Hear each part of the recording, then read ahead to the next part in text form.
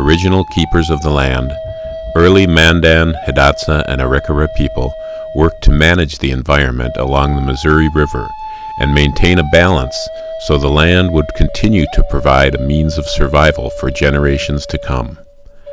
They built villages of earthen lodges near river bottomlands where periodic flooding renewed fertility of the soil.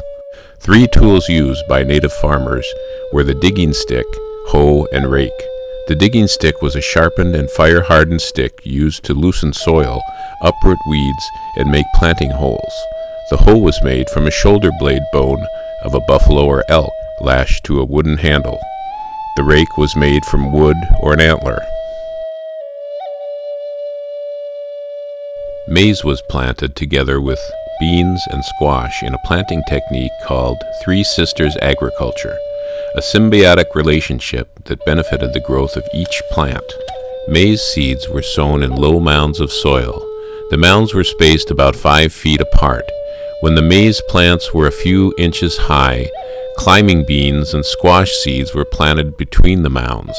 Squash was planted in late May or early June. The large squash leaves shaded the soil, preserving moisture and crowding out weeds. The beans fixed nitrogen in the soil and climbed up the stalks of maize for support. In preparing maize for storage, the ears would be braided into strands. Once braided together, the strands of maize would be hung out to dry on the framework of a scaffolding.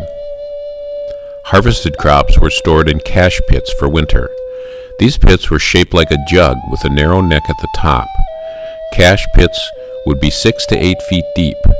A cache would hold 20 to 30 bushels. They were lined with grass or woven plants to prevent spoilage from moisture.